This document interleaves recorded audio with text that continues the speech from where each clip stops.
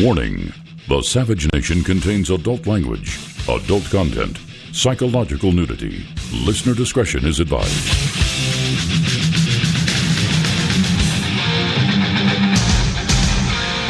And now, America's most exciting radio talk show, The Savage Nation, home of borders, language, culture.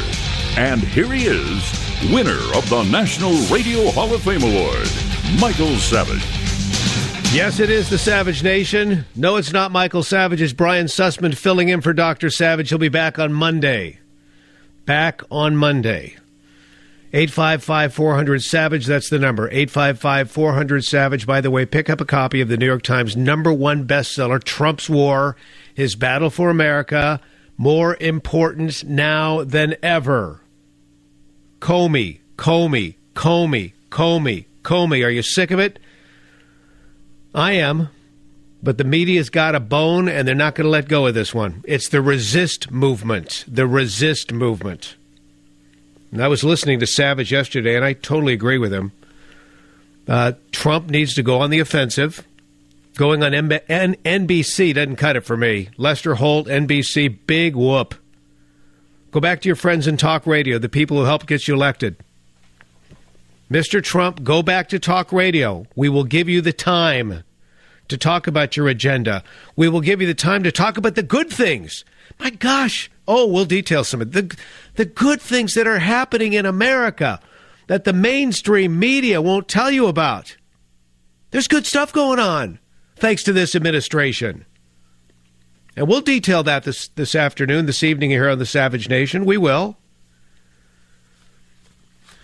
Savage also is featured in a piece at WorldNet Daily, and I highly encourage you to go to WorldNet Daily. In fact, just go to michaelsavage.com, the great website. But Savage was interviewed in part by WorldNet Daily. They were also listening to the broadcast and took some quotes. But here's the deal. Savage says right now, truthfully, the administration is in trouble, not because they did anything wrong. It's because of the appearance that the radical left has created. The mad bees of the left are swarming and stinging. It's the resist movement. We've never seen anything like this in American history. This is a civil war without the bullets flying. Do you understand this resist movement? They have a headquarters. They are well funded. They're populated with people from the former Obama administration. They're populated with people from Hillary's campaign. They're populated with people from the Clinton Foundation. And they are motivated.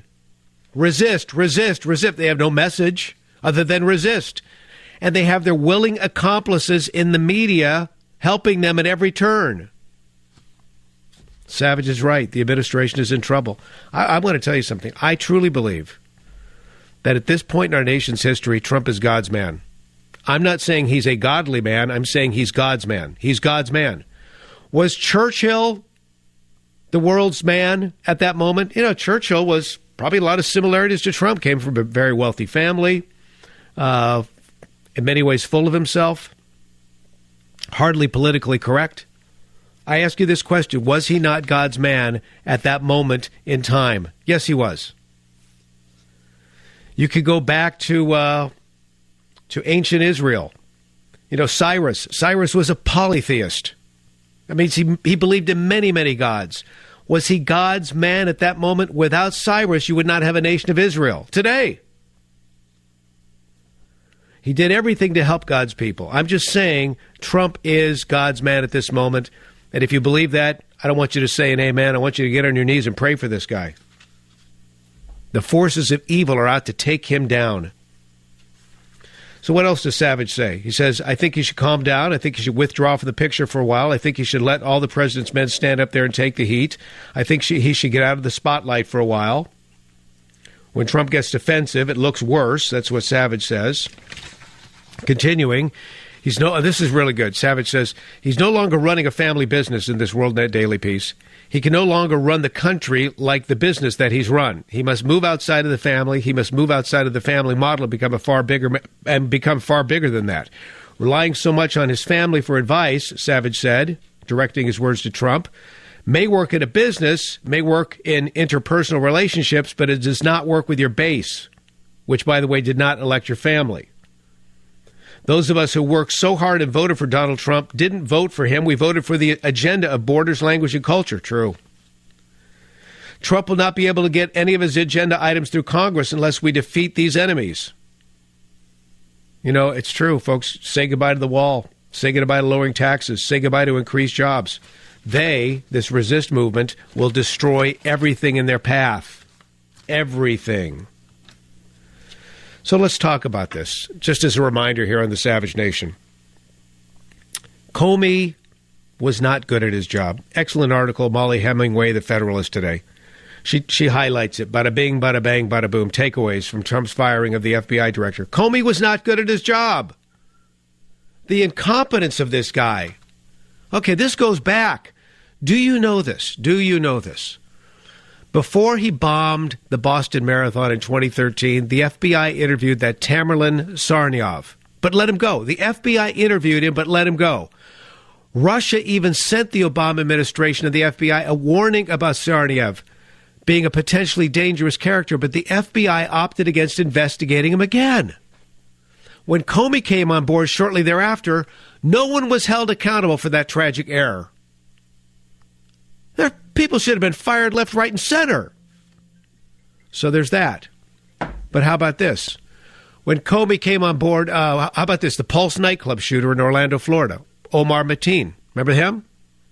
He'd been investigated by Comey's FBI for 10 months and yet was free to eventually commit the horrible 2016 shooting, killing 49. And then there's the father of the radical Islamist who detonated a backpack bomb in New York City in 2016. He alerted Comey's FBI to his son's radicalization. The FBI, however, cleared Ahmed Ramadi after a brief interview. This all happened on Comey's watch.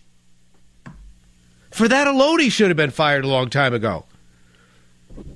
But Hemingway continues, the firing was done from a position of strength. Did you know this? Comey there was a March poll showing only 17% of registered voters having a favorable view of Comey. He wasn't liked by many at all. It's not just the Clinton probe. Comey's failures in the investigation of Hillary Clinton are more than sufficient grounds for firing, but it's the other stuff I just mentioned. He also failed to investigate the leaks coming from the FBI. This is amazing. See, this is a part of Trump's war. He's got people on the inside, even in the FBI, trying to take him out. And then that shoddy dossier that was used by the FBI, despite its fatal flaws. I mean, he should have shut that down in no time flat. What is also interesting, the Democrats have been begging for this. You've heard the sound bites by now. You've heard the quotes by now. They've been begging for this, only now to denounce it. So the Democrats loved Comey. The Republicans hated him in July. Then each switched sides in October. But Harry Reid and other prominent Democrats accused him of violating federal laws. 1,000 headlines just last week. 1,000 headlines just last week blared that Clinton blamed Comey for her loss in November. But you've got the left out there saying, what Donald Trump did, it's all because Comey was getting too hot on his tails regarding this Russian collusion, of which there's not been one shred of evidence. And by the way, investigations will continue. Investigations will continue. Any investigation going on will continue. It will continue. And then others on the left are saying, this is a coup. Well, first they start saying, it's Nixonian. It's very Nixonian. Now they're saying it's a coup. I'm not kidding you. Those kooks on the View. You know, the sad thing is they've got a large audience. Do you realize that? They actually have a significant audience. And they're popping off without any content whatsoever of truth. No content of truth, but they're popping off. You got Whoopi Goldberg, Joe Behar. It's amazing. You've got these comedians or former comedians popping off like they know everything about politics. So on The View, they're actually saying, it feels like a coup. It feels like treason. Guys, play clip 17 for our listeners. It just feels like a coup. You know, first the whole Justice Department everybody got gutted. All of the things got gutted, and it just feels. And he's got all of the generals. It just feels kind of creepy. You know, I feel as though that things are changing around a little bit. I'll tell you why. Today I was reading the New York Post, which is pro-Trump all the way. The letters were more like 80% against Trump today. Really? Then a crew guy was fixing my TV in my office, and he overheard me saying this about the letters, and he said, "You know what? You're right. I'm turning on him. I voted for him. I don't like him anymore." Oh, shut up. Give me a break. Give me a break. By the way, New York Post, pro-Trump all the way. Not the New York Post I read on a daily basis. It's a coup. You got a couple of comedians, big show on ABC saying it's a coup. And all the lemmings out there, oh, my God, it's a coup. We haven't seen anything like this. In fact, who was the guy? There was one other piece of audio. Guys, help me out. This is the one where somebody, it was a former Russian spy, comparing him to Stalin. And this guy's getting airtime. A former Russian spy ends up comparing Trump to Stalin, and he's getting airtime. People are listening to this garbage. We'll get that piece of audio for you coming up as well. You got it? Well, no. As long as you guys have got it, let's listen to it right now. Take a listen to this. You know, this is like sort of reminiscent, and I got to be really careful here so I don't get misquoted. Yeah. But Stalin in the old days had a really well-functioning intelligence agency, and he didn't trust them. Now, here's the point. You know, we're at a point now where particularly our president, made statements that he doesn't trust our intelligence agencies. Now, then why have them? Jack Barsky, former KGB. Give me a break. This guy's getting airtime. They're getting airtime. Well, what I want to do on the Savage Nation, by the way, Brian Sussman filling in for Michael Savage. I want to spend some time. No, we'll dig into this. We'll take your calls, 855-400-SAVAGE. We'll do that. Because I know you have a lot to say, as you always do on the Savage Nation. It's always an honor when I get behind this microphone to talk to people from all over the country. It's just an absolute pleasure. But I want to focus on the good news. I want us to be reminded of the good stuff going on. Good stuff going on, economically and in many other ways, thanks to this administration in the first, just a little over 100 days. So I promise we will do that. Brian Sussman filling in for Dr. Savage on the Savage Nation. Join the Savage Nation. Call now, 855-400-SAVAGE, 855-400-7282. Savage. The Savage Nation is sponsored by Swiss America, the only company I trust with my financial future. Call 800-289-2646 or SwissAmerica.com.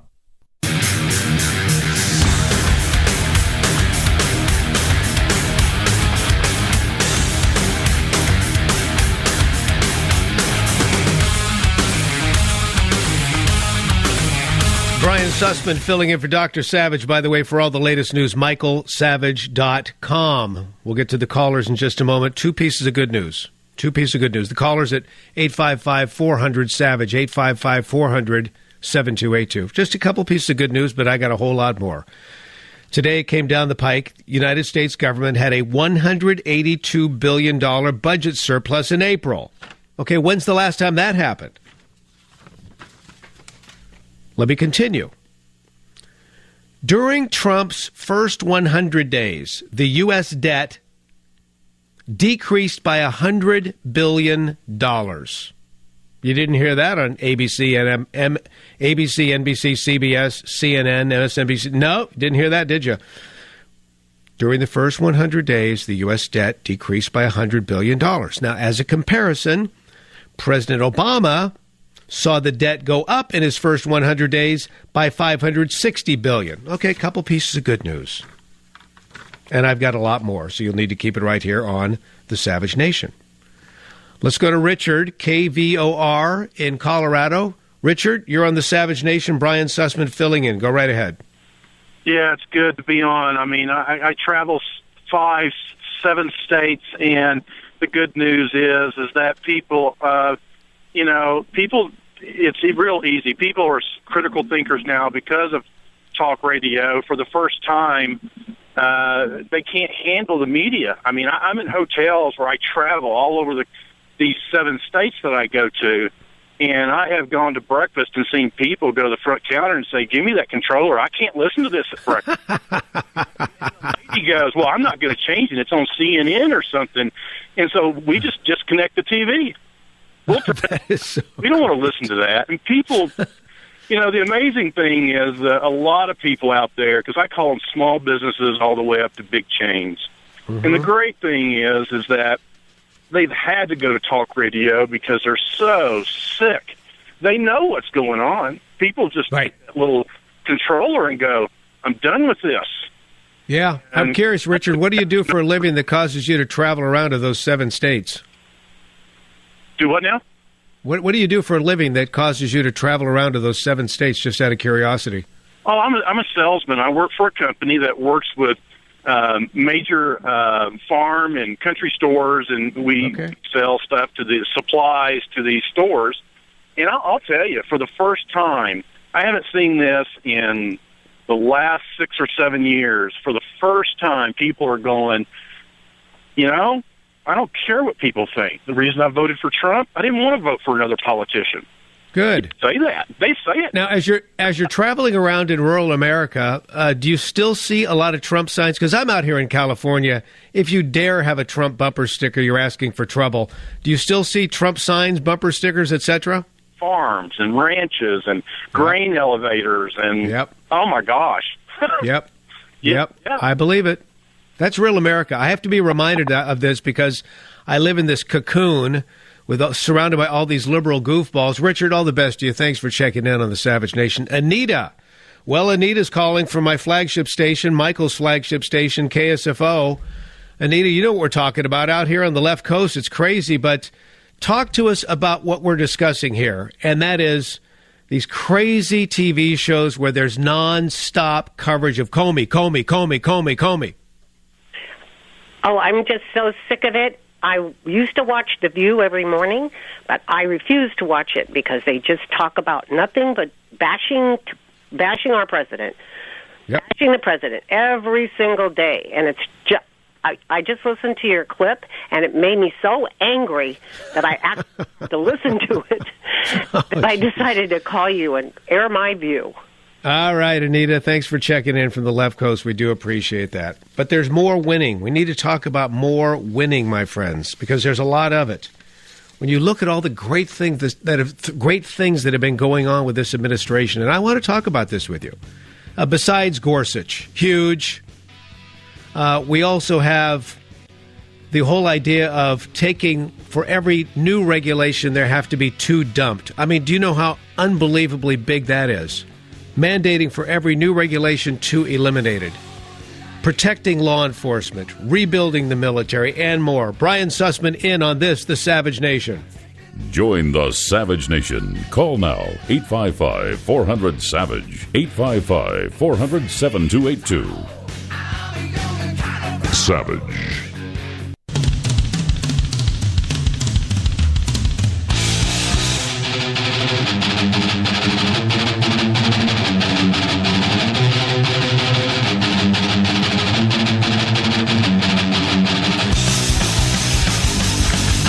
Comey. I'm sick of the Comey story. Brian Sussman here in for Dr. Michael Savage. Don't forget to pick up a copy of the New York Times #1 bestseller, Trump's War, His Battle for America. More important now than when Michael wrote it. There are portions of that book, by the way, that read like prophecy.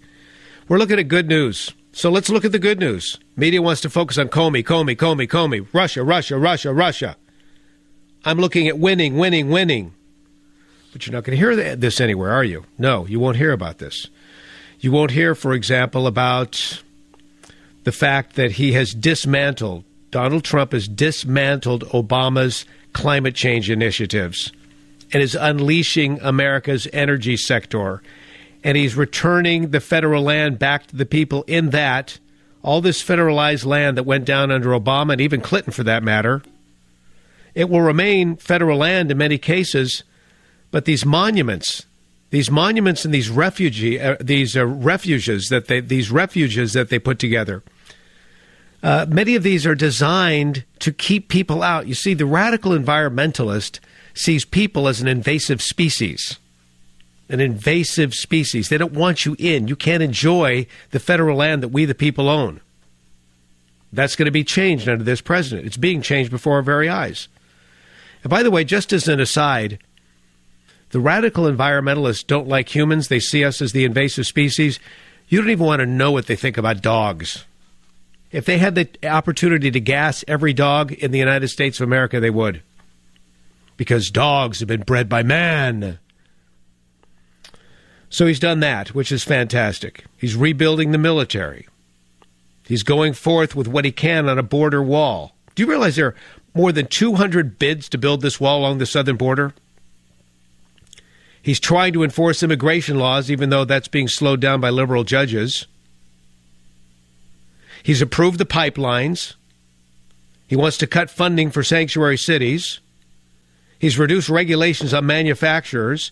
He's placed, this is huge, folks. This is probably one of the reasons why in April we had a budget surplus in the United States of America at the federal level. It's because he's placed a freeze on federal employees. That's gigantic. Let's go to the lines. Gary's up in Montana, KYYA. How you doing, Gary? How's life in Montana? Good. It's great. 80 degrees today. I think we're finally in the spring and summer. Beautiful, beautiful. Love Montana. Okay, so what's on your mind? Our thought is Trump needs to change his tactic. Michael Savage, of course, encouraging Donald Trump to go back to talk radio. Your thoughts? Yeah, I agree 100%, especially to emphasize the good news and let all those other stations quote him, you know, from the interviews that he's having on Savage and others. And but I do disagree with the doctor and you a little bit, or what you haven't said on tweeting, but I think tweeting's good because it directs the news for the day and then let his mouthpieces explain in further detail since he's limited to 10 or 20 words or whatever. Well, this is true. This is why the left media in this country, the mainstream media, if you will, the establishment media doesn't like the tweeting because it cuts them off at the knees. He gets his message out there. They are forced then to react or ignore, one of the two. Right, I agree 100%. That's why I like it, and I think it's good. Direct them on what they need to talk about and let his mouthpieces explain further. Gary in Montana, thanks for checking in on the Savage Nation. Brian Sussman filling in. We go to Stephen, WABC. Stephen, you're on the air. Go ahead. Hi, Brian. I agree that Trump is doing a lot of great stuff, and I don't really much care if the media doesn't get it out. But one thing that Trump and the Republicans have to understand is we're here because the left does not play by the rules. They count on the right taking the moral high ground and playing by the rules. And if we don't counteract this, things still aren't going to turn around to a great degree. And I don't mean to say break the law, but I'll tell you, you got to push the boundaries just like the left does if we're going to get things back in control. You're exactly right. I mean, it's just like, Stephen, thanks for checking in out of WABC. Those of you who know sports far better than I, you know how it works. When you're playing a dirty team, when you're across from a dirty player, you just got to play harder. Play fair, play harder. Play fair, play ruthlessly, but play harder. Play fair, play ruthlessly, play harder. You don't have to cheat. You don't have to go low. You can do this by maintaining your integrity, but you got to go hard. And you got to be smart. But here's the problem. You know, the media with all their cameras and all their microphones and all their pens and all their typewriters, so to speak, they focus on guys like Chuck Schumer. They won't call Chuck Schumer out on this. I mean, this cockamamie, asinine statement he made today. The rule of law is being threatened here. Listen to this, clip 5. The truth is, the dismissal of Director Comey is part of a much longer pattern of this administration's interfering with or removing the people who are in a position to conduct an independent investigation of the president and his administration. The administration requested that the chairman of the House and Senate Intelligence Committees help them beat back reports in the press about the Russia probe. The rule of law is being threatened here. Now, that's Chuck Schumer. Oh, the Russian probe, the Russian probe, the Russian probe. Trump did this because he doesn't want any more of the Russian probe. Okay, now the new acting FBI director, McCabe, said this. He said, FBI investigations on this particular topic are not being impacted by Comey's firing. Guys, let's play clip 9. Clip 9. The work of the men and women of the FBI continues despite any changes in circumstance, any decisions. So there has been no effort to impede our investigation to date. Quite simply put, sir, you cannot stop the men and women of the FBI from doing the right thing, protecting the American people, and upholding the Constitution. Now, see, what you just had was anybody that played that clip of Schumer and just played it as is and commented accordingly, well, he's right, yes, the rule of law being threatened, that FBI investigation is probably on the outs now. That's called fake news. And presenting McCabe, as we just did, that's called real news. Real news, fake news. What do you want? Real news, fake news. Or do you want crazy people? You want crazy people in the news? I can give you crazy people in the news. Maxine Waters. This is the congresswoman from Southern California. Auntie Maxine. She's... Okay, now here she is. This is the great one from MSNBC. So, on the one hand, she says, no, I would have supported Hillary firing Comey, but I wouldn't support Trump firing Comey. This is like Comedy Central. Clip 11, listen to this. So if Hillary Clinton had won the White House, would you have recommended that she fire FBI Director James Comey? Well, let me tell you something. If she had won the White House, I believe that given what he did to her and what he tried to do, she should have fired him. Yes. So she should have fired him, but he shouldn't have fired him. This is why I'm confused. No, you're not confused. If the president is implicated in an investigation...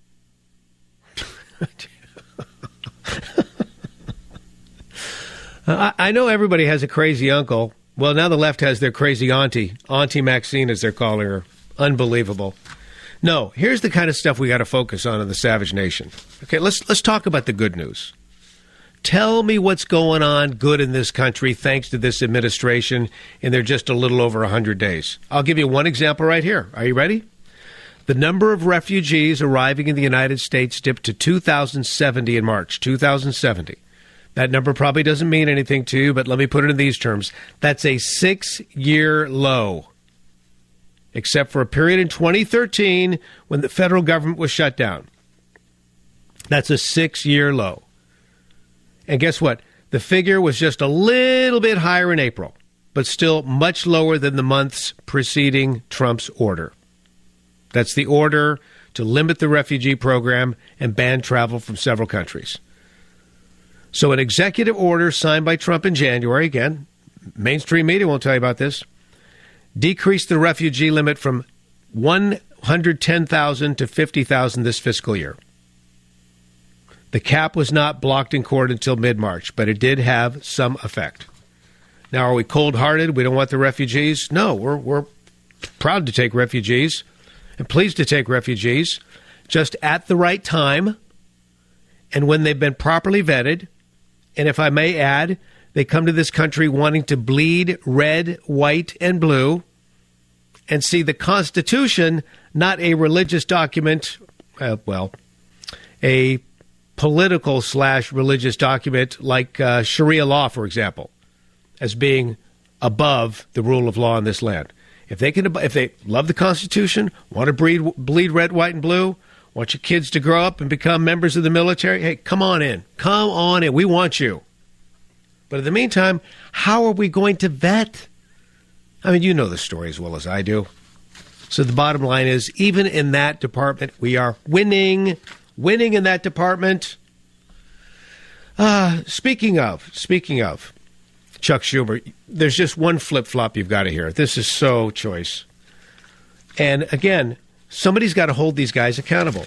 So here's Chuck Schumer. This is in the morning yesterday. He's saying, no. We need Mr. Rosenberg to appoint a special prosecutor. Mr. Rosenberg needs to appoint a special prosecutor. Okay, listen to this clip. That's yesterday morning. Listen to this, clip 2. What must happen now is that Mr. Rosenstein appoints a special prosecutor to oversee this investigation.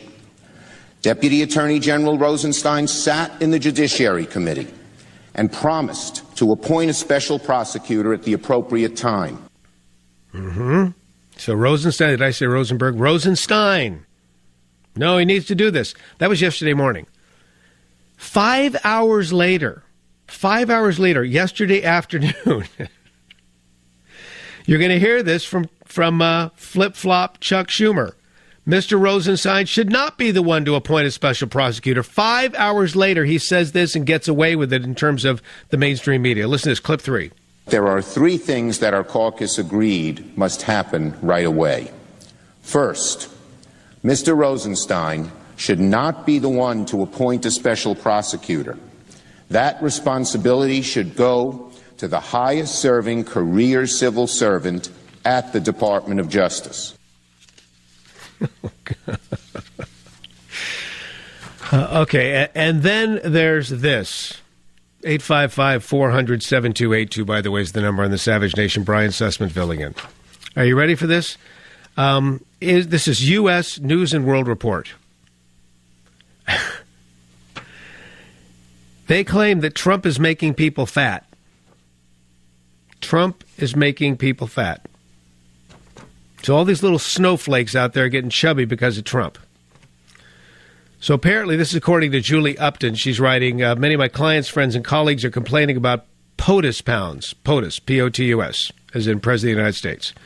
They wake up each morning wondering which crazy tweet the president has fired off, which ally he's offended, which latest conspiracy theory he's peddling, or which executive order he'll sign next. Their anxiety triggers stress eating. Stress eating because of Donald Trump. Even Barbara Streisand tweeted that she starts the day with liquids but turns to pancakes smothered in maple syrup after watching the morning news. Trump is causing her to gain weight too. So literally, you've got the snowflakes on the left saying they're so tweaked by Trump that they're getting fat. They're getting chubby. This is what's happening.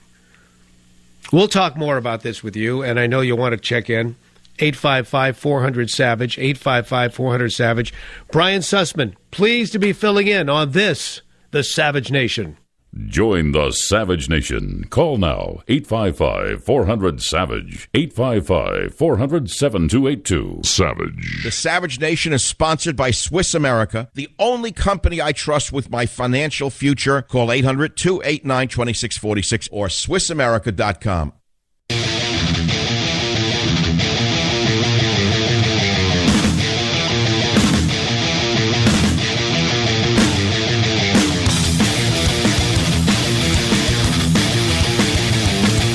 Brian Sussman filling in for Dr. Savage here on the Savage Nation. Go to michaelsavage.com. I just did. In fact, I clicked on this story, which I found fascinating. Donald Trump today signed an executive order establishing a bipartisan commission to investigate potential voter fraud and voter suppression. And he's charged Kansas Secretary of State Chris Kobach, who's a righteous dude, like this guy a lot, to lead the panel called the Presidential Advisory Commission on Election Integrity.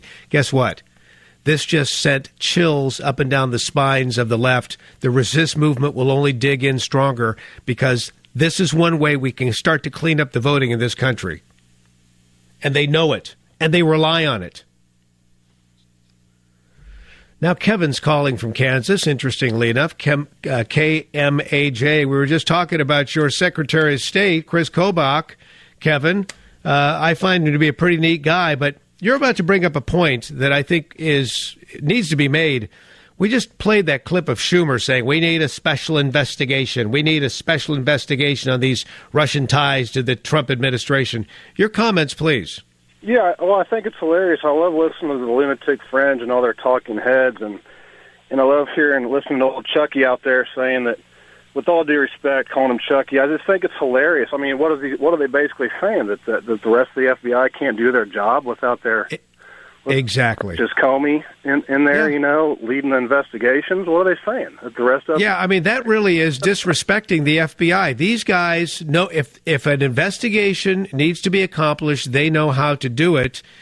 He's saying, they're not good enough. We need a special investigation, right, Kevin?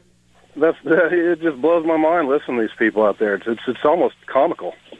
How's life in Kansas today? What's going on out there? It's beautiful, man. It's 80 degrees, a little rainy today, but just a beautiful spring day, man. Everything's good. All right, life is good in Kansas. Kevin, thanks for checking in. Like that. Listen to this. Life's good for Obama, huh? So first he had that big jet set vacation on music mogul David Geffen's 450-foot super yacht, which probably has a huge carbon footprint. Now Obama traveled to Italy this week. He's out in Italy to make a speech on climate change. Yeah. He's taking a play out of Leonardo DiCaprio's book of Do As I Say, Not As I Do. Private jet, 14-car convoy. Yeah, must be nice for the old former prez. 300 police officers to protect him. There's a carbon footprint for you. Brian Sussman filling in for Dr. Michael Savage on this, The Savage Nation. Join the Savage Nation. Call now, 855-400-SAVAGE, 855-400-7282. Savage.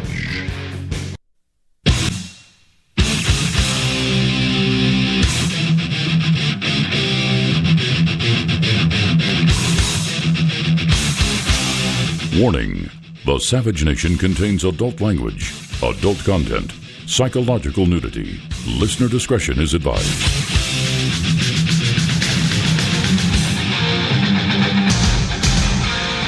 And now, America's most exciting radio talk show, The Savage Nation, home of borders, language, culture. And here he is, winner of the National Radio Hall of Fame Award, Michael Savage. Unbelievable. Borders, language, culture. Brian Sussman filling in for Dr. Michael Savage. Borders, language, culture. I remember Savage when he started at KSFO in San Francisco. I host the morning show there now and have for a bunch of years. But many years before that, Michael was on, and he was the man. Michael was on. He was the man. He was turning heads. He was new to radio. And you know what his slogan was then? This is in the 90s. Borders, language, culture. Borders, language, culture. That's what he was all about even then. And I would listen to him, and we would all think, borders, language, culture. Yeah, that's what you need to have a nation. And now here I am filling in on the Savage Nation. 855-400-SAVAGE, 855-400-7282. Real news. Real news, not fake news. Real news, not fake news. I agree with Michael. What needs to happen, and by the way, don't forget the book, Trump's War. New York Times #1 bestseller, Trump's War is Battle for America. Get a copy if you have not already. I have a buddy who just went down to Mexico for a little break, bought the book, took it with him. It's empowering. And there are parts of it in which you think, okay, how did Savage know this was going to happen? Get the book, Trump's War. I agree with Michael. Trump needs to get back to talk radio. He needs to get back and bring forth his message, champion his and this is what we've been doing so far in the Savage Nation, champion his accomplishments, because you're not going to get that through the fake news media. And for gosh sakes, don't. I would not go on NBC like you did with Lester Holt. We're going to play some of the highlights for you. I don't know if there was a deal struck. Okay, you can't edit this. You got to run it front to beginning to end.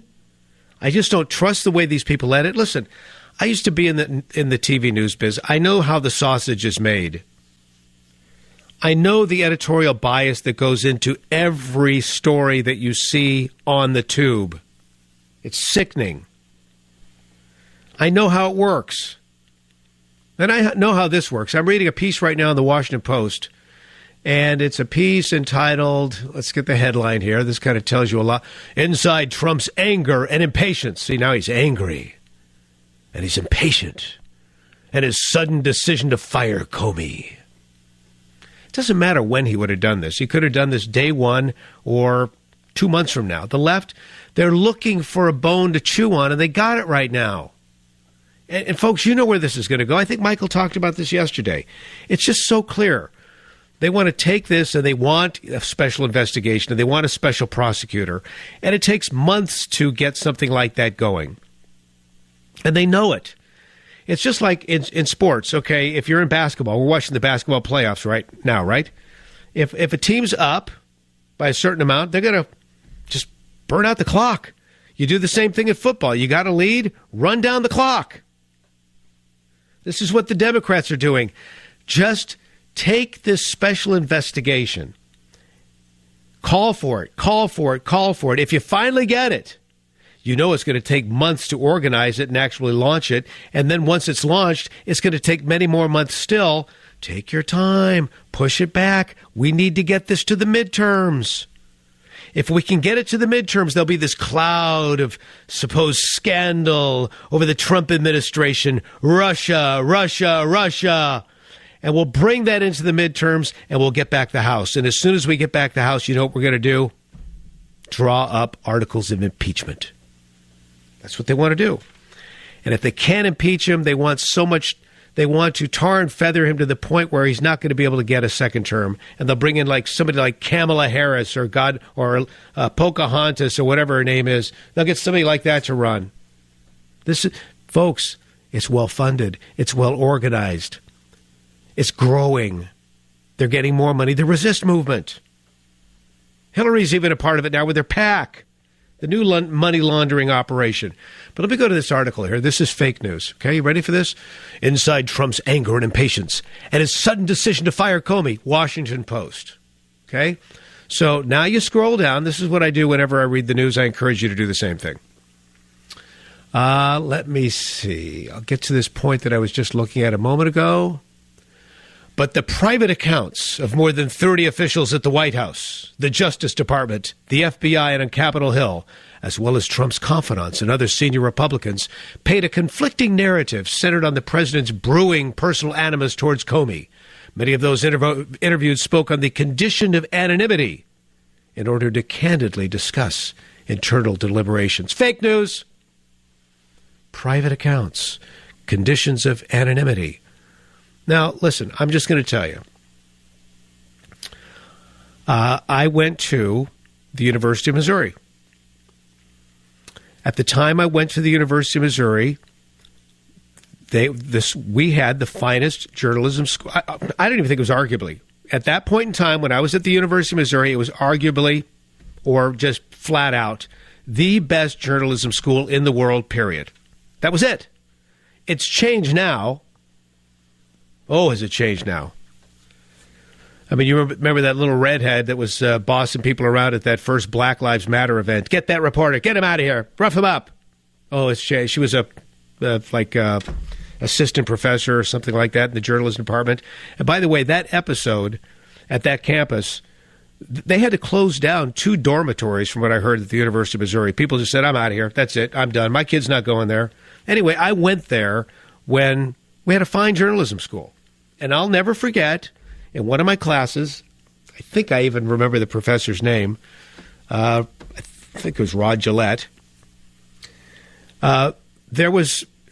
We learned very early on, be it print, radio, TV, it didn't matter. You never go on the air. You never go to print with people who want to speak on condition of anonymity. Never. You never go with sources that won't name themselves, ever, ever. That's fake news. You don't do that. How can you trust somebody who doesn't want to go on the record? Oh, they'll go on the record, but they won't. Listen, I'll talk. I just don't want anybody to know who I am. How could you trust that person? Oh, I'll give you the real inside skinny. Just keep me anonymous. That's crap. That's fake news. So I'm reading here at the Washington Post. Listen, they do this to sell newspapers. They do this to keep your eyes glued to the television set. Comey, Comey, Comey, Comey, Comey. It got so bad at one point, this was 2 days ago. So it's when Comey found out he was fired. Comey finds out he's fired, and there's a TV station in L.A. with helicopters following his convoy back to the airport after he finds out he's been fired. He was at a speaking engagement, finds out he's been fired. Oh, speaking engagement's over. Let's get out of here. Go back to the airport. They've got a helicopter on his convoy. It's like the white Bronco back in the days of OJ. This is stupid. But the pressure to sell. The pressure to sell. If it bleeds, it leads. And they also know something in the TV biz and the radio biz, and I suppose it probably works in the print biz to some degree. The tease is more important than the story. The marketing hype is more important than the story. Coming up tonight at 6. That's more important than the story. More people see coming up tonight at 6, coming up tonight at 11, coming up next hour. More people see that and hear that than they do the actual story. So write them as sloppy and as loose as you want. We want eyeballs. Oh, the private accounts of more than 30 officials at the White House, the Justice Department, the FBI, Capitol Hill, plus Trump confidants. I'll tell you something. If I were Donald Trump and I were reading this, I would want to know, are there any of my confidants talking? Because if this is happening, there are leaks coming out of the White House from somewhere, certainly from all sectors of the federal government. You got these holdovers from the Obama administration that hate this guy. Oh, they probably can't stand the fact that there's been a federal hiring freeze as well, which is beauty to our ears as taxpayers. It's about time. That's winning. Kevin's checking in from the left coast on the Savage Nation. Brian Sussman filling in 855-400-7282. 855-400-7282. Kevin, go ahead. You're listening on KSFO. You're on the air. Hey, Brian. Good morning. I listen to you and Katie a lot, too. Love you guys. Thank you. I've been sitting here for the past week or so. Seriously. Take Chuck Schumer, take Hillary, take Donald Trump, take everyone that we have on our political spectrum today. And if their parents were alive, what did their parents teach them when they were children? Integrity, truth, ethics. Mm-hmm. This is the kind of kid I want you to grow up to be. Can you imagine if Chuck Schumer's parents were alive? Yeah. Seeing this man, literally, if they really saw what he was saying and what he does? Yes. Be ashamed as a parent. Yes. And you were saying earlier today, don't do that. Look at that metaphor. You start early in journalism. Yeah, Brian, I'm appalled by my politicians. I'm appalled by these people leaking. Where are their ethics and their integrity? These men and women. You're right, Kevin. And that's the problem.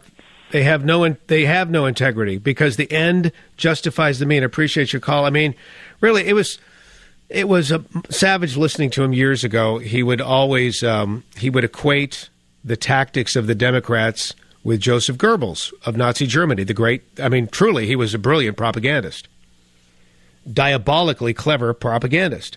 But it's the same thing that the Democrats do. The Republicans seem to have a little more moral fiber. They won't go there. But when you have no moral fiber, when you have no moral compass, when the end justifies the means, then you can say whatever you want.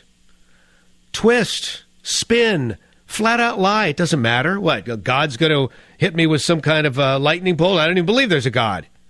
That's the way they think. And that's what we get. So what we're saying is, Donald, we need to be out there. Well, in fact, I'll go back to that article that's in WorldNet Daily. It's quoting Michael Savage. We need to be, I'll tell you what, probably the next half hour we'll get back into that. But Savage is encouraging us to get out there and start fighting hard for this administration. Because Lord knows what we're up against. And we're also encouraging Donald Trump, okay, maybe the NBC thing will be good, but I doubt it. Who watches NBC? Not your people, Donald. Your people aren't watching NBC. And those other people, you're not going to change their minds. Your people are listening to talk radio. Your people listen to talk radio. So come back to talk radio.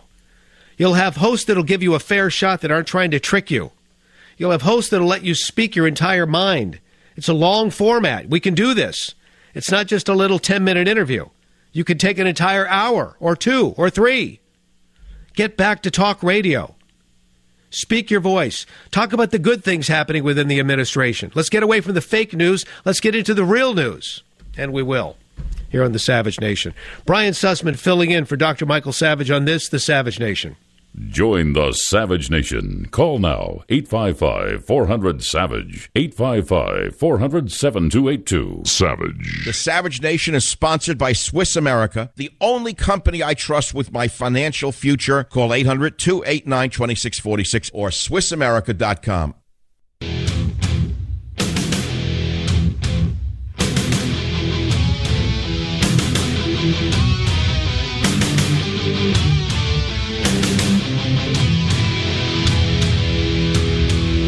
The fact of the matter is, Comey was just plain incompetent. Brian Sussman filling in for Dr. Michael Savage here on KSFO. Don't forget all the news. Real news, not fake news, real news, michaelsavage.com. Michael's going to be back on Monday. Don checking in, KLIF. Don, how are you? Thanks for being on the Savage Nation. Thanks for taking my call. Let's talk about Trump and the firing of Comey.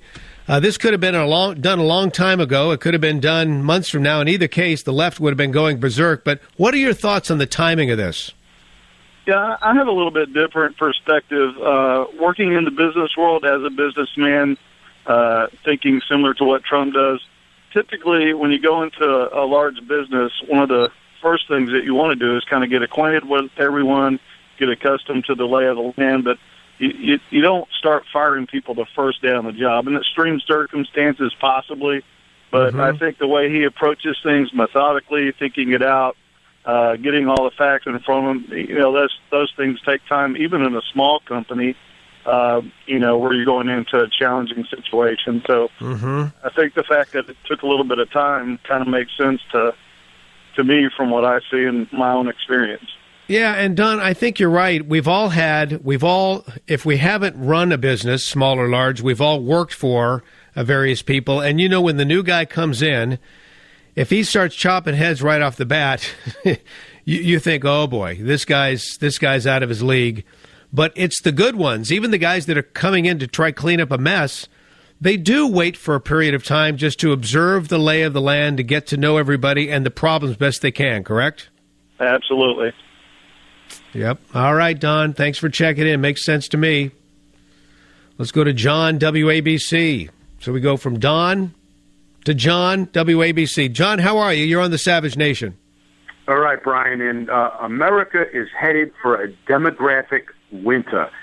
And at one time, years ago, not Michael, but I told a talk show host, I said, we should boycott Mexico. That'd be the best way to get them for sending all these illegals in here and breaking the backs of the American taxpayer. And he said, no, he said, boycotts don't work.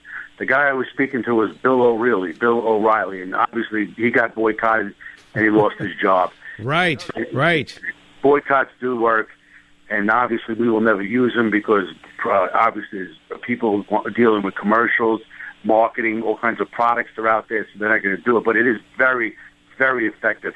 He said 10 years ago it wouldn't work, and then it did work. It ultimately worked on him. Well, listen, we can vote with our feet, we can vote and vote with our pocketbook, we can vote in a number of ways, shapes and forms. But I'm just telling you, in the case of Donald Trump going on NBC, those aren't his people. His people are on talk radio. His people might be watching Fox, but they're not watching NBC. He needs to come back to talk radio like Michael Savage's show, the show that helped him in part get elected. Appreciate your call. Thank you so much for being with us. Let me see, 2720. Okay, good. Coming up to the end of this segment. But wait, there's more. Okay, so what did Trump say on this NBC interview? We've got the excerpts. I will save you the trouble of having to listen to NBC tonight. Okay, we'll pull the rug out from under them, and we'll give you the highlights. You've come to the right place, of course. Brian Sussman filling in on this, the Savage Nation. Join the Savage Nation. Call now, 855-400-SAVAGE, 855-400-7282. Savage.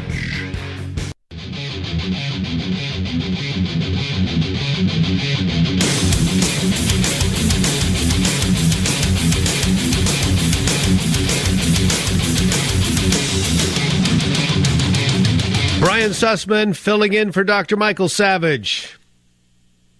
The New York Times best-selling author, Michael Savage, again, winning the book Trump's War is Battle for America, now as important as ever. Buy it. Go online, Amazon.com, go to michaelsavage.com. Just checking out some of the news at michaelsavage.com. It's amazing, the snowflakes, these kids on these college campuses that are all so touchy-feely, and now they're gaining weight because of Donald Trump. The snowflakes are out there saying, health care is a right. Okay, I've got the Constitution in front of me right now. Let's see if I can find it. So, Congress shall make no law respecting the establishment of religion. We got freedom of speech, freedom of the press, freedom to assemble, freedom to petition, freedom to defend ourselves, keep and bear arms, no unreasonable searches, nor be deprived life, liberty, property without due process of law, speedy and public trial, suits in common law, excessive bail, nor excessive fines, nor cruel and unusual punishments shall be inflicted. Powers not delegated to the United States by the Constitution, nor prohibited by the states or reserved to the states respectively or to the... I don't see anything about health care here. I don't see it. But the little snowflakes don't know that. I'm sure they don't even know how rights are established by God. Hello. Speaking of college campuses, I don't know if you've heard this story or not. It's very California-centric. And just to back up and introduce myself, I've been a listener to the Savage Nation since Michael was a local show in San Francisco. I've had the great pleasure of spending a little time with them over the years. And now I get to fill in on his program every once in a while. I host the morning show at KSFO. And it's an interesting relationship because Savage, as you know, has the largest online audience of any talk show. You can take a look at all the big talk show hosts. They all wish that they had Savage's online audience. It's massive. A lot of people listen to Michael Savage, like some of you do, via the KSFO.com radio app, or maybe one of the other apps, but you're listening to KSFO all the time because that's his flagship station. You know that you can get him live from 12 to 3 Pacific. As a result of that, our morning show has seen the spillover, and so now we are the most listened to local morning show on the internet. It's all because of Savage. But this is incredible what's going on out here in California. So the lady that runs the UC system, Janet Napolitano, ding, ding, ding, ding, ding, ding, ding, ding, ding, name rings a bell. She used to run Department of Homeland Security for Obama, didn't she? You know, Big Jan, Big Sis. Now she runs the UC system, and oh, does she run it well. She might have taken some lessons from Hillary and Bill, because didn't she work in the Clinton administration as well back in the day? Anyway, we have found out, state auditors stumbled upon this. $175 million in a secret reserve that no one knew about, including the Board of Regents. No one but Jan knew about this. $175 million. So how is this being spent? Well, quite extravagantly. $175 million. Now, Jan will say, well, we needed this money because, for students who are here illegally and they want to go to our school, we have to pay for them to go to school here at the UC system. We give them tuition from this pool. Oh, really? Really? Well, how about this? I'm looking at the parties. A $4,200 retirement party for the guy that was the director of UC's digital library.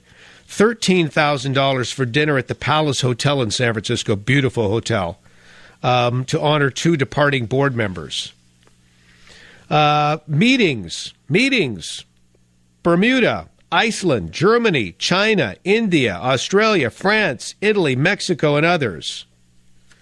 $2 million spent on cell phones and iPads over the last 4 years, which is interesting because Governor Jerry Brown came out and said, well, what we're going to do right now is we're going to make some cuts. No more cell phones. No more cell phones. We're going to make the cuts to the cell phones. And he did.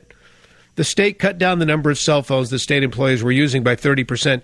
Janet Napolitano's office and crew at the UC system increased their number of cell phones 30%. $2 million on cell phones in 4 years. I mean, the spending out of control, people getting raises because they've been promoted to supervisor. Oh, really? Who are you supervising? Nobody, but I'm a supervisor, and I got a raise. It's a huge story out here in California. And you know what's going to happen? No one will go to jail, of course. It'll be just like Hillary with Comey. Comey and Hillary. Somebody should have gone to jail. Nobody goes to jail. Janet Napolitano will not go to jail. Instead, what's going to happen is Janet Napolitano will probably get a raise. I mean, that's the thing with Comey and Hillary. Remember, he goes before us. Remember, Comey went before us, and he explained to us in very, very, very detailed fashion how what Hillary did was absolutely wrong, but she's not going to be charged with anything.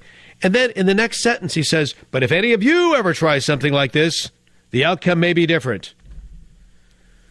That's why the guy needed to go.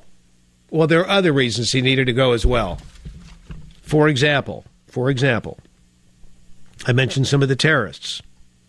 Maybe you weren't with us when I mentioned some of these terrorists, like the boss. Let's go to Nidal Hasan. Nidal Hasan. This is the Fort Hood bomber. Remember that guy? Or shooter. Fort Hood shooter. 31 people killed at Fort Hood. The FBI had possession of emails sent by Hassan saying he wanted to kill his fellow soldiers to protect the Taliban, but they didn't intervene. There was the Fort Hood shooting. This was an agency that was out of control in many ways. And then all of a sudden Comey steps in, and he picks up the Boston Marathon bomber. He comes in just after this guy did his evil deed. Before he bombed the Boston Marathon, the FBI interviewed this guy, Sarnia, but let him go. Russia even sent the Obama administration a second warning about this guy, but the FBI opted against investigating him. What did Comey do? Was there any discipline? Not to my knowledge. The San Bernardino attack. Remember the San Bernardino attack? When the FBI demanded Apple create a backdoor that would allow law enforcement agencies to unlock the cell phones of various suspects involved in that terrible disaster, that act of terrorism, and Apple refused. And I was one of those who believed Apple should refuse as well. It would compromise everything Apple stands for in terms of security for its consumers. Now, some of you say, how could you stand up for Apple? This is terrorism. Because the tools and techniques are available to do this. You don't need Apple. You can get some very smart minds to create a backdoor to get into these iPhones. And I had people calling my program at KSFO saying, right, I work in the industry. This can be done. You don't need Apple to do it. Well, guess what? The FBI eventually did it. Even though Comey's demanding that Apple create this backdoor.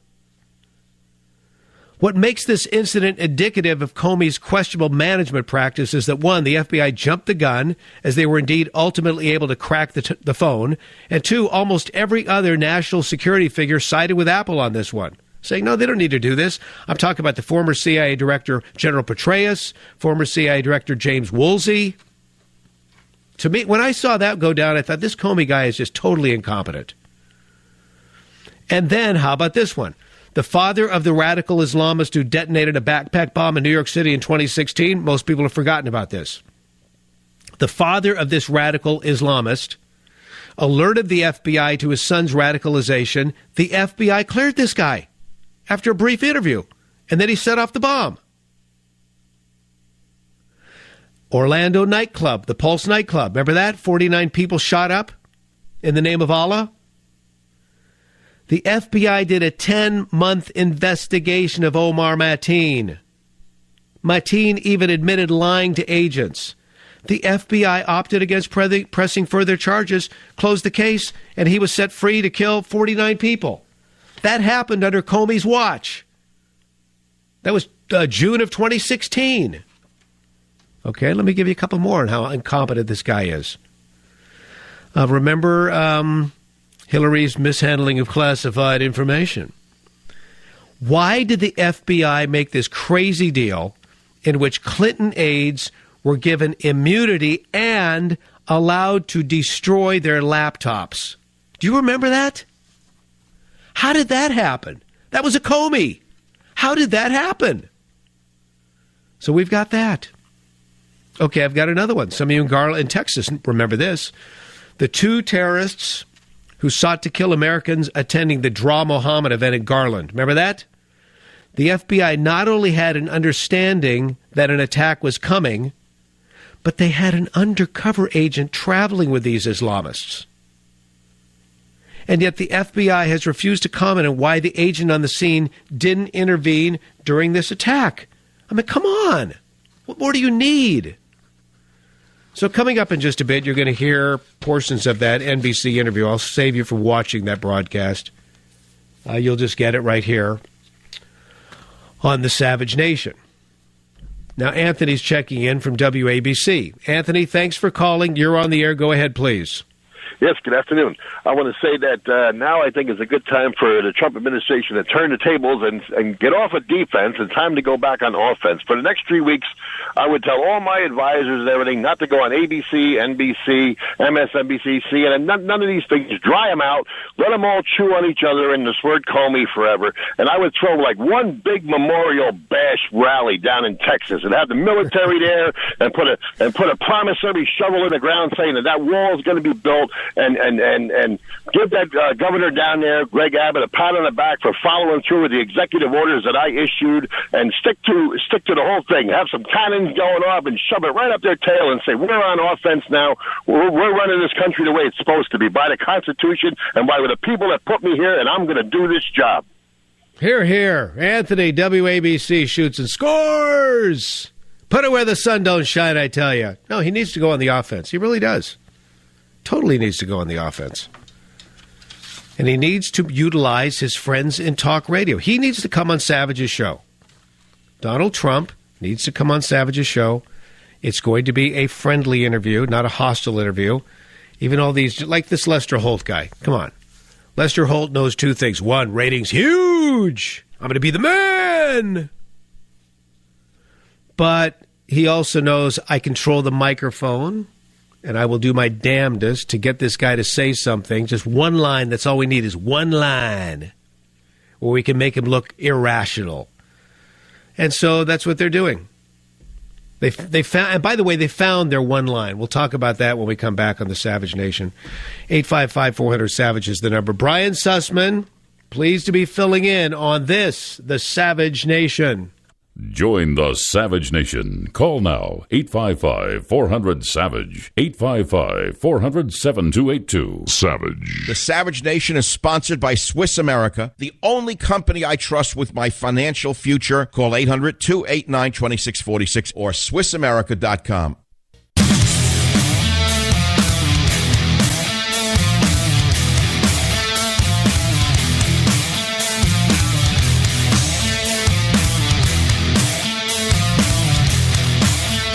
Savage Nation, Brian Sussman filling in for Michael Savage. Pleasure to be here. And, of course, the number 855-400-7282. We'll get to the lines in just a moment. Next hour, we're going to save you from having to watch NBC. We'll play excerpts from the big interview with Lester Holt. We wish the big interview would come on the Savage Nation or talk radio shows that are Trump-friendly. He's got to go on the offense. Interesting, I'm watching an interview here with former Apple CEO, I think it's John Scully's his name. He's saying what Trump needs is a COO, Chief Operating Officer. I would agree. I would agree. He's got great people in his cabinet. He's got some great advisors, but he needs a COO. Fran is checking in WFTL. Fran, I watched Sarah Huckabee Sanders today in her press conference. I thought she was brilliant. It sounds like you do as well. Tell us why. Well, you mean an answer to what I do or to what I saw on television? Yeah, in light of what you saw on television, she was up there. She was in for Sean Spicer, the press secretary, and I thought she handled this hostile press masterfully.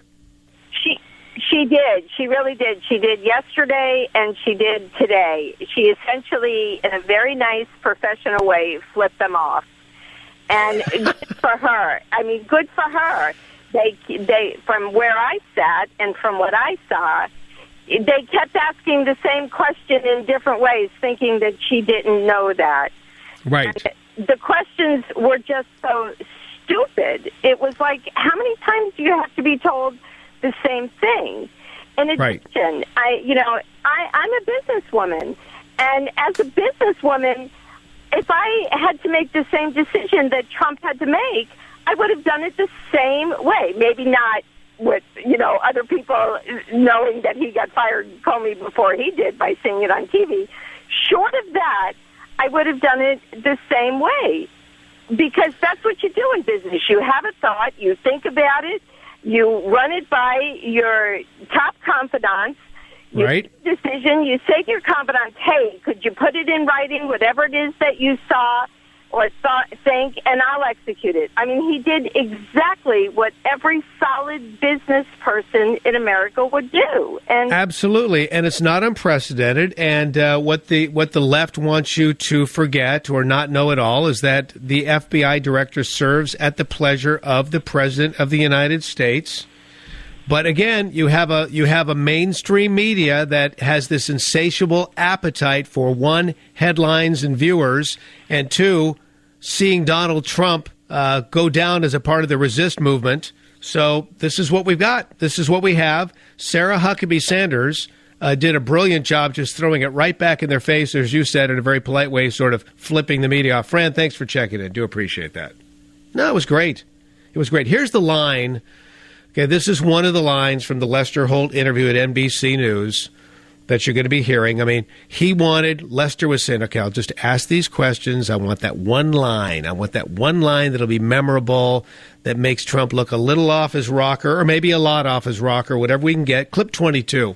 He's a showboat. He's a grandstander. The FBI has been in turmoil. You know that. I know that. Everybody knows that. You take a look at the FBI a year ago. It was in virtual turmoil less than a year ago. It hasn't recovered from that. He's a showboat. He's a grandstander. Those are the two lines. He's a showboat. And then, members of the left are going to say, well, it takes one to know one.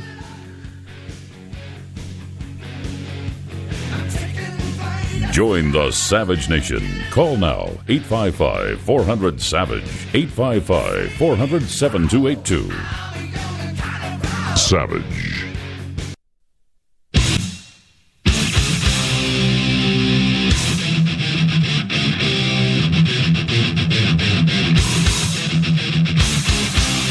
Warning. The Savage Nation contains adult language, adult content, psychological nudity. Listener discretion is advised.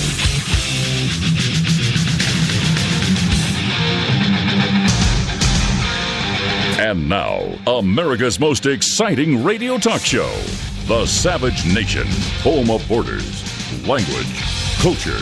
And here he is, winner of the National Radio Hall of Fame Award, Michael Savage. Savage is not here. Sussman is. Brian Sussman in for Michael Savage. Savage is back on Monday, holding the fort down best we can. Trump's War, His Battle for America, the #1 best-selling book, New York Times. Get a copy. It's now probably more important than ever. Trump's War.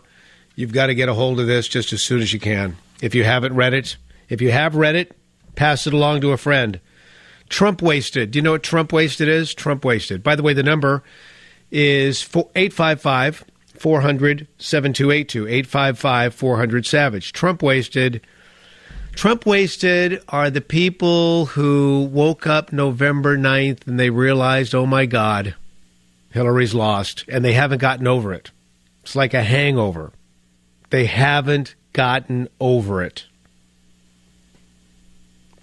Even in the world of sports, my gosh, okay, the Super Bowl, all right? You saw New England come back from what? They were 25 points down. No way they're going to come back. Oh, they came back. I don't even remember who they played now. You never remember the second-place team. Was it the Falcons? Who'd they play? Guys, help me out. Who did the Patriots play in the Super Bowl? It's the second-place team. You never remember the loser. See, losers. You don't remember the losers. The bottom line is the Patriots came. You don't need to call me on this, but the point is, even those fans have gotten over it. And, in the world of sports, can you imagine? You lose a game. It doesn't matter what the game is. You lose the game. You don't blame it on the refs, or maybe you do blame it on the refs. But if you blame it, even if you blame it on the refs, you get over it and you move on. Okay, we got next year. We'll be fine. But you don't sit there gnashing your teeth, weeping, peeing your pants, pooping your shorts. You just go on.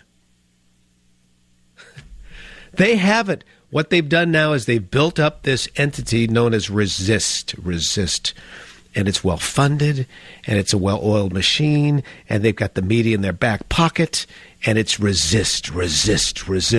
And now they've got this Comey thing, and it's their latest bone, and they're going to the boneyard with this, and they're not going to give up until they get what they want. What do they want? They want Trump impeached. That's what they want. We need to support this man now like we've never supported him. Our nation's at risk.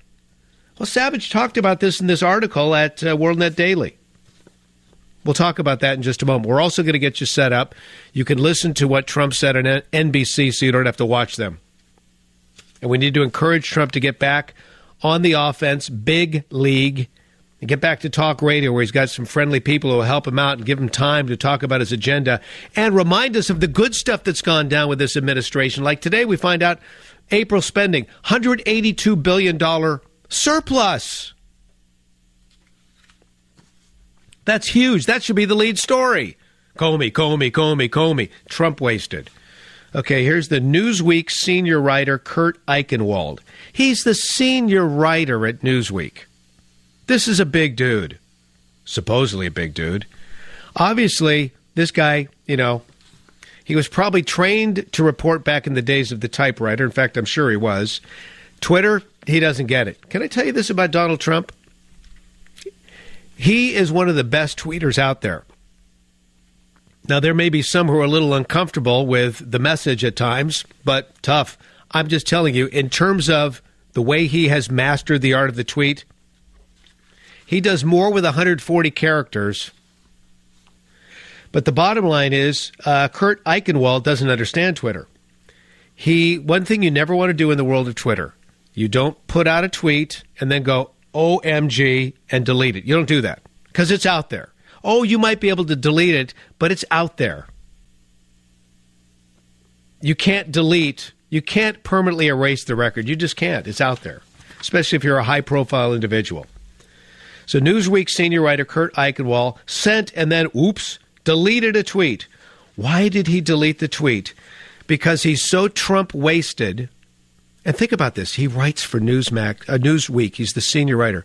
He deleted a tweet wishing illness and death upon the relatives of Republican members of Congress who supported the American Health Care Act, which is the GOP's plan to replace Obamacare.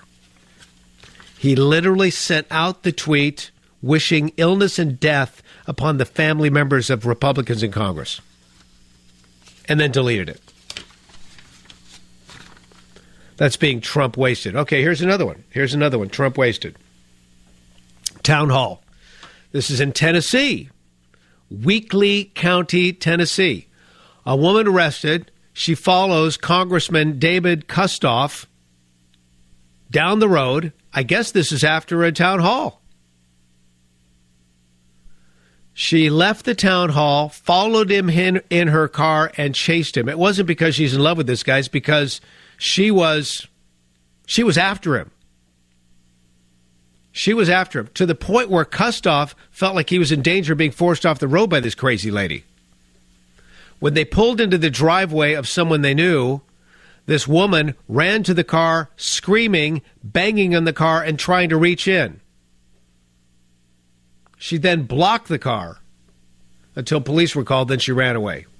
And then, idiot that she is, she posted about the incident on Facebook. Charged with felony reckless endangerment. Trump wasted. What's going on at these town halls is just incredible. In fact, Cindy's calling in, KSFO out on the left coast. Cindy, thanks for calling. You're on the Savage Nation. Brian Sussman filling in. Hey, Brian, I've been listening to you and your callers. I totally agree with Trump needing to go on the offense. And so thank you for that. And this has been in my heart for a couple of weeks now. I watched this outrage going on at town halls. And I believe that this is the Obama folks, Clinton resistance folks that are attending from out of the constituents area. So I thought, gosh, why don't they have some sort of registry for every attendee? And you have to, basically state, your name and maybe your street address or your city where you're from and how long you've lived in the area before you get entrance to that town hall, because those town halls are designed for tax-paying citizens from that constituent, from the area that's being represented by that particular congressman. Yes. So yes. Seems like, seems logical to only want the constituent base in attendance. Because a lot of these people are paid protesters. Many of them are from outside the district. You're exactly right. And they're not allowing the town hall to serve its function, which is an exchange of ideas for people in that jurisdiction, for people in that congressional district. That's what it's all about. Yes. Boy, that's right. That is right. And I just have to throw in something else here. If all of this rhetoric from the so-called resistance is boiled down to some person's philosophy, namely Saul Alinsky, I mean, that name keeps popping up. But, don't we need to know our opposition? I mean, I guess I'm wondering if somebody has any anti-Saul Alinsky tactics out there that we can, be armed with just to know, because I think there's power in knowledge. Yes. And you need to know your enemy. I mean, it's the old Sun Tzu art of war. You really need to know your enemy, and you need to know them well. It works in business. It works in sports. It works in all facets, including politics. Cindy, thanks for your call. Do appreciate it.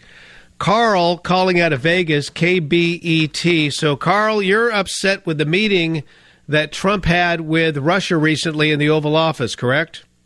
Correct. Can I explain why? Oh, of course. Yeah, okay.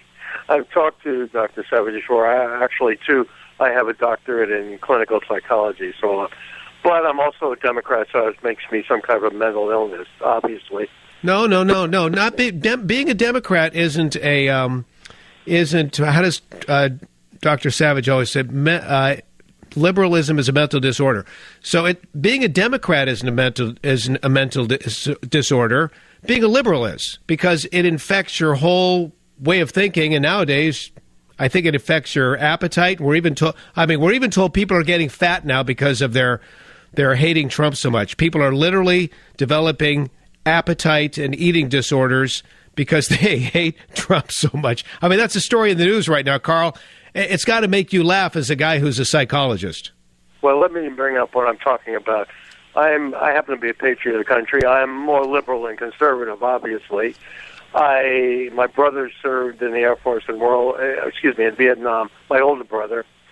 And I find that this meeting behind closed doors with Russians, glad-handing them, slapping them on the back, the pictures were taken by the Russian press.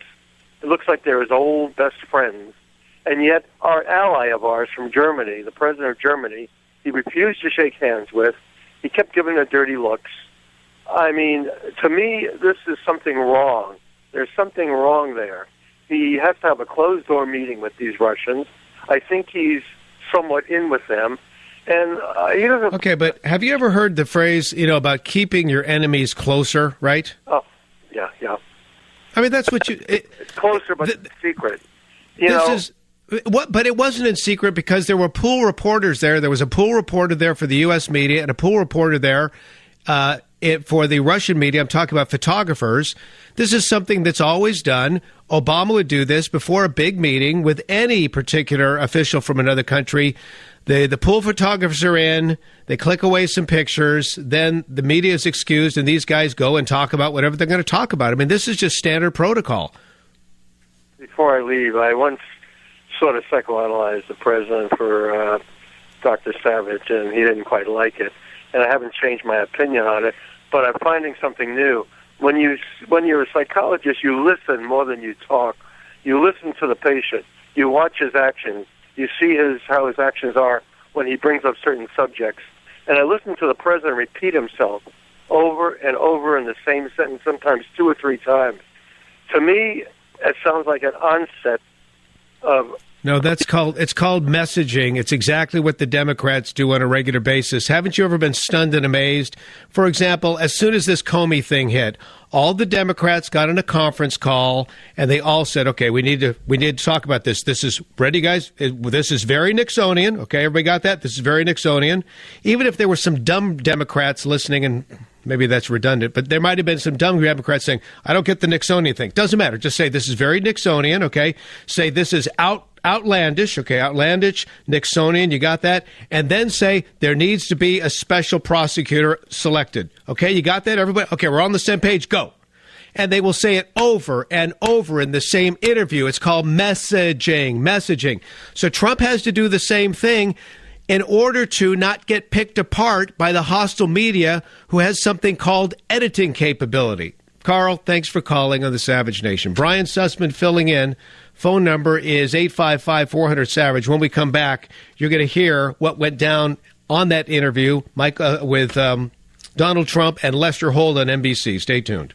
Join the Savage Nation. Call now, 855-400-SAVAGE, 855-400-7282. Savage. The Savage Nation is sponsored by Swiss America, the only company I trust with my financial future. Call 800-289-2646 or SwissAmerica.com.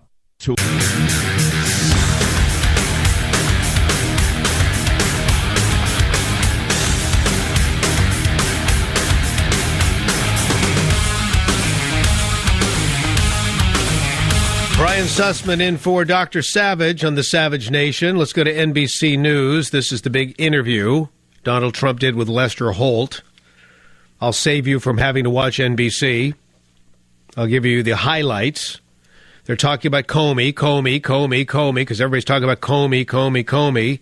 He says why he fired Comey. This is clip 23, please. I was going to fire Comey. My decision. It was not. You had made the decision before they came in the room. I was going to fire Comey. There's no good time to do it, by the way. Because in your letter you said I accepted their recommendation. Yeah, well, so you had already made the decision. I was going to fire regardless of recommendation. So there was really he made a recommendation. He's highly respected. Very good guy. Very smart guy. The Democrats like him. The Republicans like him. He made a recommendation. But regardless of recommendation, I was going to fire Comey. Okay. He was going to fire him. Why? Because throughout the course of this program, we've detailed his incompetence. So, now, of course, Lester Holt wants to know, you said that you asked Comey if you were under investigation. Of course, you know, the Russians, those Russians, his friends, the Russians. The friends, his Russians that colluded with him to allow him to win the election. Dun, dun, dun. Okay, so he talks about a dinner he had with Comey. This is cut 24, please. We had a very nice dinner, and at that time he told me, you are not under investigation, which I knew anyway. That was one meeting. What was the First of all, when you're under investigation, you're giving all sorts of documents and everything. I knew I wasn't under, and I heard it was stated at the committee, at some committee level, that I wasn't. Number one. So that didn't come directly from him. Then during a phone call, he said it, and then during another phone call, he said it. So he said it once at dinner, and then he said it twice during phone calls. Did you call him? In one case, I called him. In one case, he called me. And did you ask, am I under investigation? I actually asked him, yes. I said, if it's possible, would you let me know, am I under investigation? He said, you are not under investigation. But he's given sworn testimony that there is an ongoing investigation into the Trump campaign and possible collusion with the Russian government. You were the centerpiece of the Trump campaign. Well, so was he being truthful when he says you were under investigation? I know that I'm not under investigation. Me, personally. I'm not talking about campaigns. I'm not talking about anything else. I'm not under investigation. Okay, well, I believe that. We don't know what kind of investigation's taking place. Of course, now the Democrats say whatever investigation's taking place isn't enough. We need a special prosecutor, special prosecutor, special prosecutor.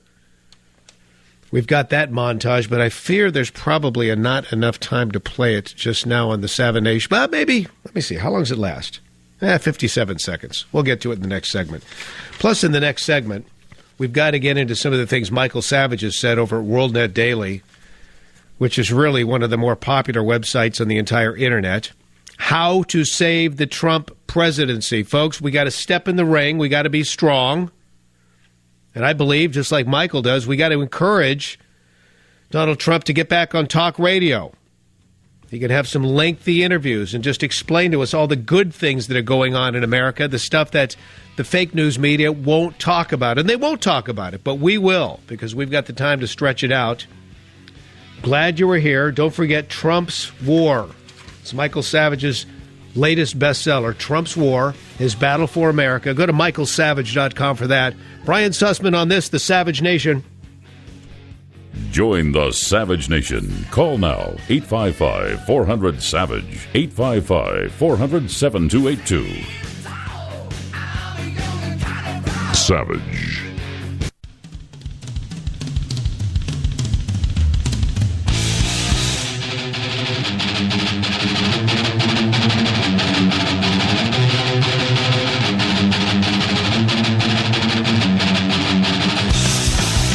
Real News, Michael Savage Show, Savage Nation, Brian Sussman filling in.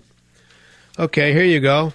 How can these people even be believed? I'm just asking the question. Comey.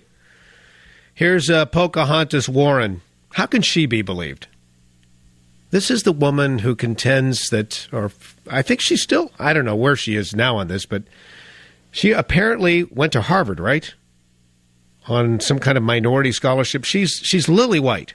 Oh no, I'm Native American, Cherokee. And then it comes out that maybe she's 132nd Cherokee. But she was able to use that minority status, you know.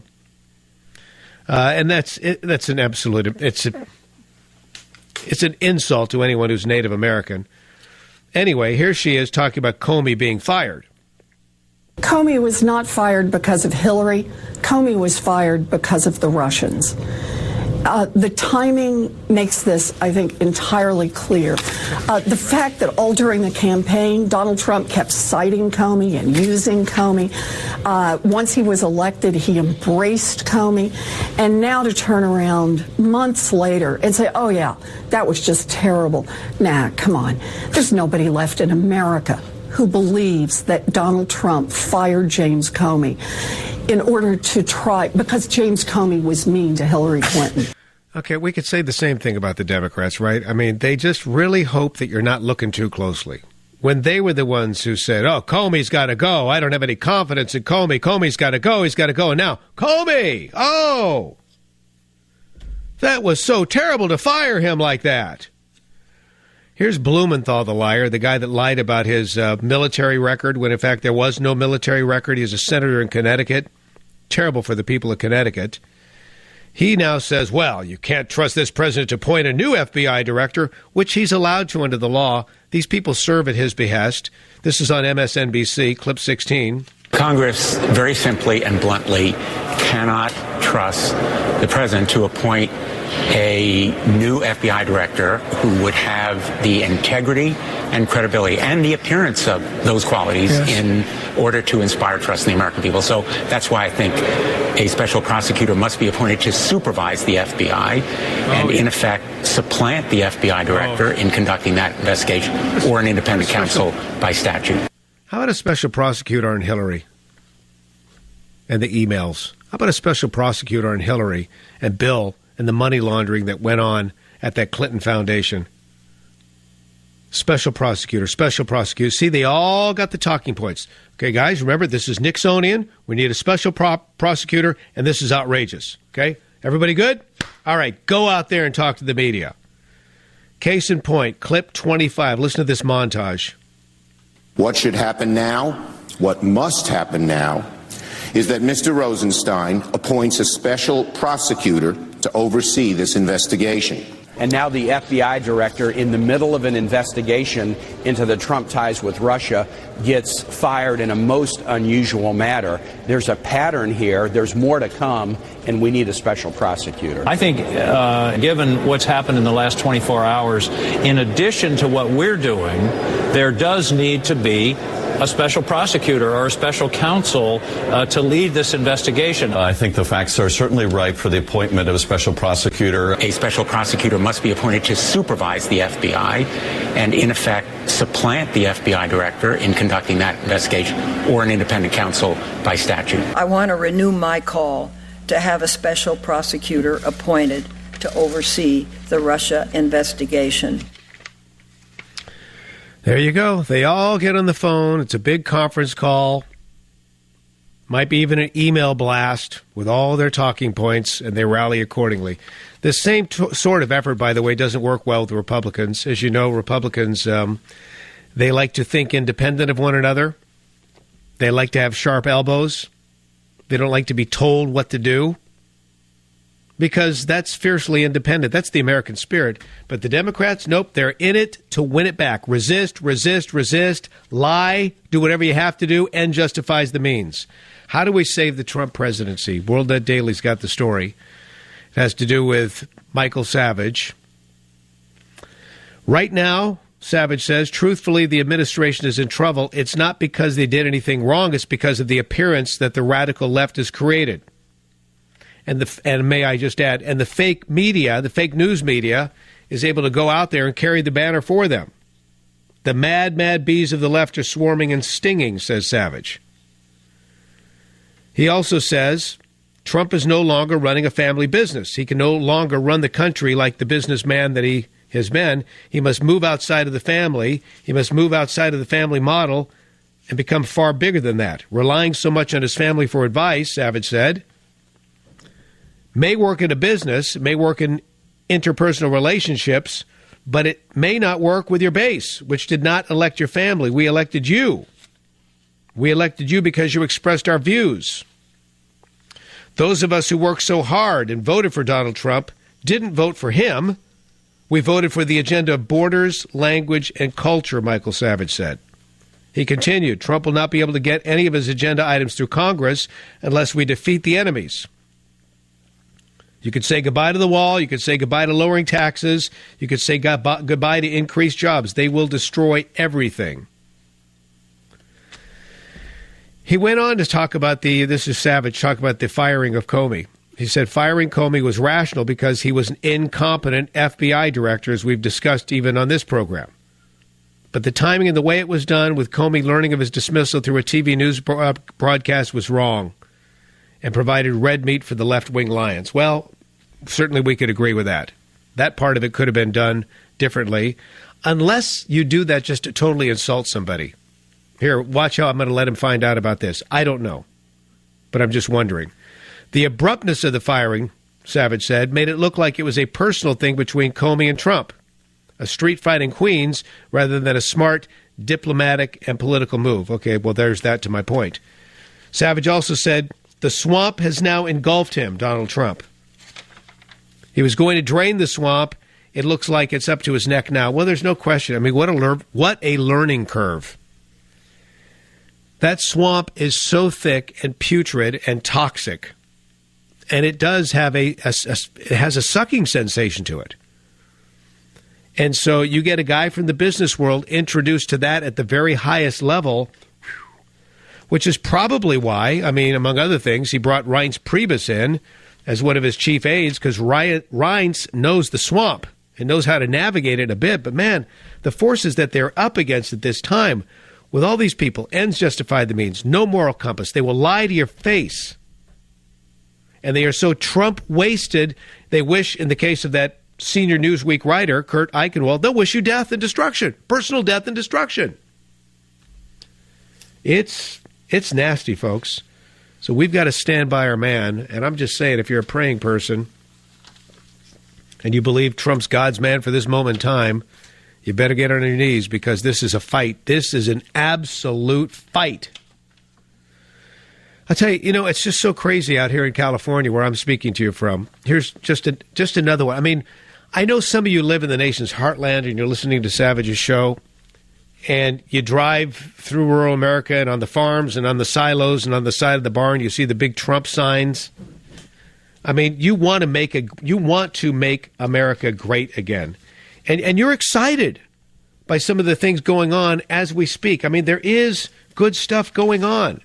As I talked about in the very top of the show, and if you weren't there, I mean, besides Judge Gorsuch winning, right, becoming the Supreme Court justice, you realize there are 129 federal judge positions open. This is huge. I mean, that in and of itself, winning. But how about this? Dismantling Obama's climate change initiatives, unleashing America's energy sector, approving the pipelines, rebuilding the military with more money in that military budget, which is huge. That the Democrats are so ticked off about that because, as you know, it used to be, or maybe you didn't know, so let me inform you, under Obama, if you wanted $1 more for military spending, you had to have another $1 for military spending. That was broken during this last budget battle. That's huge. The left is still stinging because of that. Reducing regulations on manufacturers. Placing a hiring freeze on federal employees. Making it necessary so that if we have one new regulation coming through Congress, 2 have to be dropped. Brilliant. Getting us out of the TPP. Brilliant. Empowering the military to finally go out there and defeat ISIS. Brilliant. And then, of course, the money. The money. During his first 100 days, the U.S. debt decreased by $100 billion. It's moving in the right direction for a change. Guess what? Obama's first 100 days, it increased more than $560 billion. And then we get the news today that in the federal coffers, we have a $185 billion surplus for the month of April. Well, that's probably in part because of the hiring freeze and also because more jobs are being created. And when more jobs are created, you have more taxpayers. So that's all good news. But again, the left won't give you that story, will they? They will not tell you that part of the equation. So here's the story from California. I mean, California is about to end a ban that's been on the books for decades. It's a ban on communists in government jobs. So card-carrying members of the Communist Party. Hey, no worries. Come to work in the state of California. Our assembly passed a bill that would eliminate the whole idea that if you're a known communist, a card-carrying proud communist, you can now work for the state of California and not be in the shadows about it. You could not be in the but at the same time, employees could still be fired for being members of other organizations that maybe the legislature deems dangerous or hateful. But commies, you're welcome in California, land of fruits and nuts. This will be passed by the Senate, and then it will no doubt be signed by Governor Jerry Brown. It will. It's going to be signed. And by the way, in the state of California, we are so upside down. We just talked about the federal budget, a surplus of $185 billion. In California, we're going the opposite direction. They just discovered that, oh my gosh, we're looking at the tax returns from this past April. We're shy money. We didn't get as much money as they were anticipating. We're already upside down. Our pensions in this state for state workers, teachers, etc., are underfunded to the tune of, some say, $1 trillion or more. And now we've got this mess on our hands, and yet they continue to grow government like, oh, there's no tomorrow. Brian Sussman on this, The Savage Nation, 855-400-SAVAGE. Of course, that's the number. Going down the line, and we're going to finish strong. Brian Sussman on The Savage Nation. Join the Savage Nation. Call now, 855-400-SAVAGE, 855-400-7282. Savage. The Savage Nation is sponsored by Swiss America, the only company I trust with my financial future. Call 800-289-2646 or SwissAmerica.com.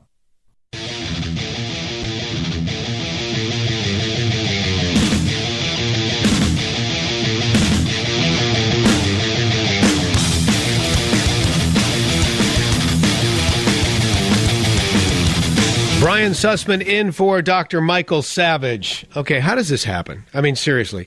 First of all, if you're under 40, I'm going to throw out a name, Dan Rather, and you're saying, who? Dan who? What? Dan Rather was the man at CBS News for decades. Dan Rather, I worked with Dan when I was with CBS Television many a time. Boy, do I have some stories, which I won't share now for sake of time. Not flattering stories, by the way. But Dan Rather, this was a guy fired by CBS because of a fake news story that he unleashed regarding George W. Bush and his military service. So Dan Rather fired by the network, and then he tried to sue. He tried to counter-sue. He tried to sue by saying, well, it was an improper firing, and he lost. Case was thrown out. He didn't have a case because CBS had the right to fire him because of fake news. So here's this guy now coming out of the woodwork. He's in his 80s now. He's fired in 2004. He was 73, I think, then. He comes out of the woodwork now talking about Comey. No, this firing by Trump, an effort to cover up the facts. Here's a guy who got fired from CBS for covering up the facts. Listen to this, clip 13. Well, first of all, there's something very Nixonian about all of this, not the least of which being what you pointed out, that President Trump fired the acting Attorney General, Ms. Yates. Then he fired the federal attorney in New York, Mr. Bahara. Then he fires Comey. What they all have in common, they were all investigating Donald Trump. Look, it's no secret about what's going on here, as several people have already pointed out. What's going on here is an effort to cover up the facts. Why they're so desperate to cover up the facts, we do not know. Here's a guy that got fired from CBS for covering up the facts. Can you believe this? He got fired by CBS for covering up the facts. Casey's calling from the San Francisco Bay Area. Casey, they want a special prosecutor. The FBI is not enough. They want a special prosecutor. What say you? Well, according to what I've heard and learned, such a prosecutor, in order for them to be appointed, there has to be a criminal investigation or an indictment or criminal charges brought. And so there needs to be evidence. There's not even evidence at this point in time, Casey. Exactly. So a special investigator, maybe, but they don't even have their talking point correct. So they are just fear-mongering. Yes. That's what they do, and they do it very well. Fear-monger, and then they have willing accomplices in the fake news media to carry the torch for them, and I appreciate you listening to the Savage Nation. Thank you for being there. So the Savage Nation. I'm over at michaelsavage.com, by the way, and always some great stories there. But I mean, what is happening in this country? Here's a story from Colorado University of Colorado, CU. They're going to have, we've gone from the days of integration to segregation. They're actually going to have a special dorm now for blacks only at CU. They're doing the same thing now at UCSC. It's University of California, Santa Cruz. That's been a big story out here. Some of the talkers have discussed that. We're going backward. No, we need to go forward. We need to make America great again, and we're making America great again, one brick at a time. We got to stand for our man, the man we elected, and the agenda he represents, which is borders, language, culture. Brian Sussman, a pleasure, filling in on this, The Savage Nation. Until next time.